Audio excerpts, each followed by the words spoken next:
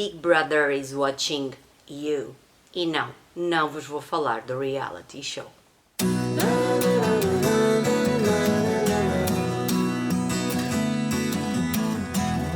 Olá, eu sou a Paloca e hoje trago-vos um vídeo chamado 5 livros, 5 estrelas.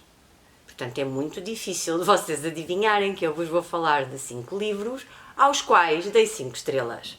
E vocês perguntam, e qual é que é a piada de nós vermos um vídeo se já sabemos que os livros tiveram a classificação de 5 estrelas?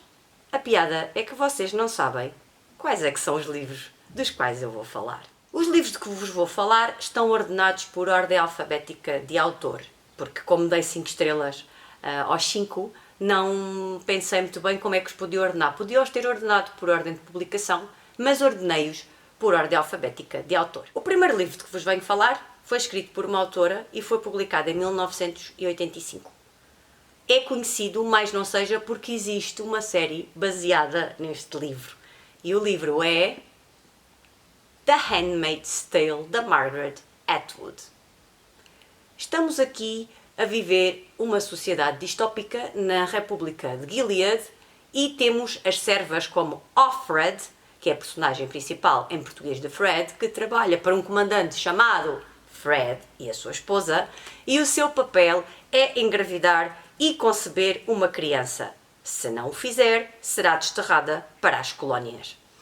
Este livro conta-nos a história especialmente de Offred, mas ficamos a conhecer outras servas, ficamos a conhecer também outras mulheres e o papel que elas têm nesta sociedade, e ficamos a saber que Offred, antes da República de Gilead, tinha outra vida.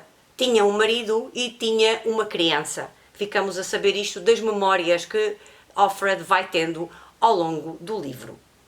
Existe uma série, como já vos disse. A primeira temporada é baseada neste livro, a segunda e a terceira temporadas ainda não vi. Já saiu a continuação, eu ouvi em audiobook The Testament. Confesso que só lhe dei 4 estrelas porque não me fascinou tanto como este livrinho. Achei que a continuação já teria influências da série, portanto não lhe dei 5 estrelas. E existe também, que vos vou mostrar, uma graphic novel, The Handmaid's Tale, graphic novel, que é simplesmente espetacular. É baseada no primeiro livro, portanto neste livro que eu vos mostrei não tem nada a ver nem com a série nem com os The Testament, e é uma graphic novel que eu acho que é fantástica em termos de arte, em termos de cores, em termos do papel, de tudo. E claro, a história já é a história que nós conhecemos. Então é este o meu primeiro livrinho 5 estrelas. O segundo livro do que vos vou falar foi escrito por um autor e foi publicado em 1953. O livro é Fahrenheit 451, de Ray Bradbury. E este livro conta a história de um bombeiro, mas não é um bombeiro como nós conhecemos hoje em dia. Este bombeiro não apaga fogos, provoca-os. E para quê? Para queimar livros e queimar casas onde são encontrados esses livros. Porquê? Porque nesta sociedade distópica as pessoas não podem ler, não podem ter acesso à cultura, não podem ler livros, os livros estão proibidos. Isto não é assim uma realidade tão diferente da realidade que já existiu. Ainda há poucos anos, em 1933, em Berlim, numa praça em Berlim, os nazis fizeram uma enorme fogueira e queimaram livros que eles consideravam livros proibidos porque iam contra as ideias do regime nazi. E recuando uns séculos, em 1499, em Granada, os espanhóis queimaram 5.000 manuscritos árabes. Portanto, esta realidade que nós encontramos aqui não é assim uma realidade muito diferente daquela que já existiu no passado. Gosto deste livro por isso, por mostrar que o livro é uma arma, por mostrar que o livro pode trazer sabedoria às pessoas e que às vezes é muito inconveniente as pessoas lerem livros e ficarem a saber determinadas coisas que prejudicam os regimes totalitários, porque as pessoas começam a ter ideias próprias e não a seguir as ideias dos líderes. E eu sei que há duas adaptações cinematográficas, uma de 1966 e outra de 2018 deste livro, mas confesso que ainda não vi nenhuma. O terceiro livrinho que vos trago é também de um autor e foi publicado em 1962. Chama-se A Clockwork Orange, ou em português A Laranja Mecânica, e foi escrito por Anthony Burgess. Conta a história de Alex, que vive em Londres e é um delinquente. Ele rouba e viola, mas é apaixonado por Beethoven. Coisa estranha. E neste livro nós encontramos a vida do Alex em duas partes essenciais e diferentes. Na primeira, vê-se como é que ele faz os seus roubos, as suas violações. Ele tem um grupo de amigos que também são delinquentes como ele, e então acompanhamos o Alex nesta vida de delinquente. Depois acontece aqui um episódio que eu não vos vou contar o que é, e o Alex é preso. E na prisão ele tem a possibilidade de se submeter a um tratamento e ficar imune à violência, ou seja, com este tratamento ele vai repudiar a violência.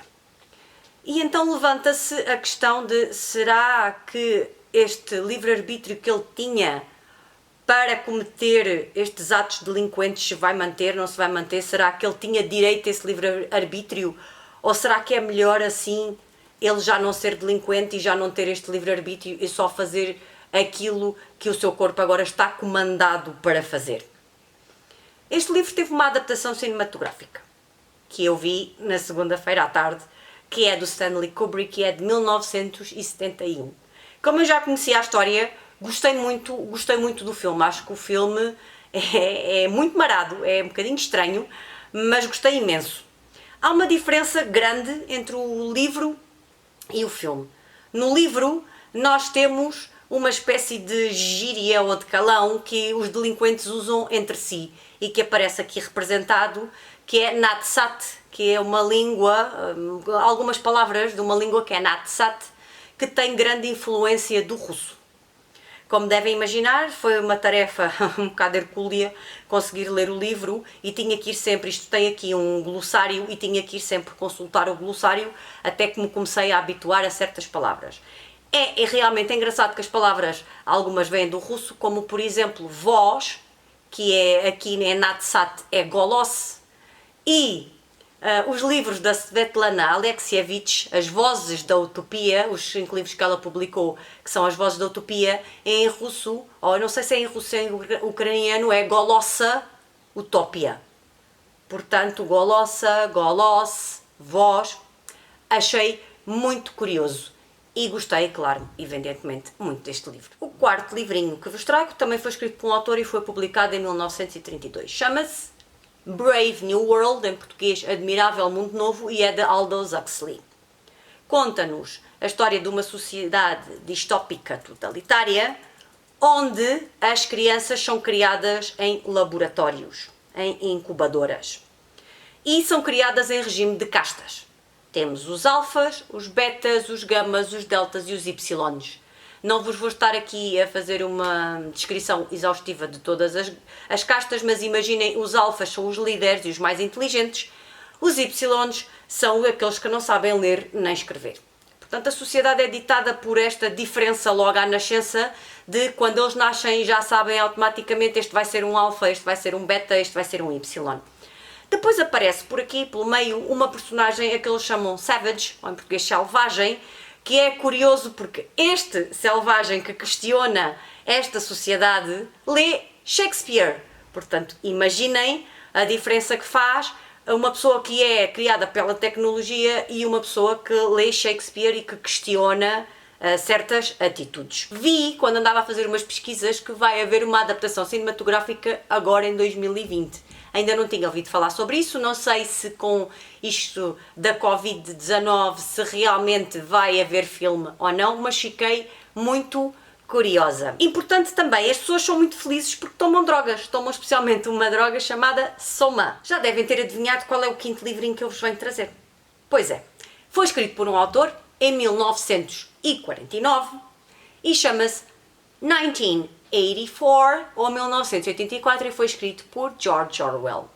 Temos aqui uma sociedade distópica de um regime totalitário baseado no stalinismo, onde existe um partido que vigia a vida das pessoas, o INSSOC, ou English Socialist Party, que vigia a vida das pessoas através do que eles chamam Big Brother, através de teleecrãs e de microfones que controlam aquilo que as pessoas fazem.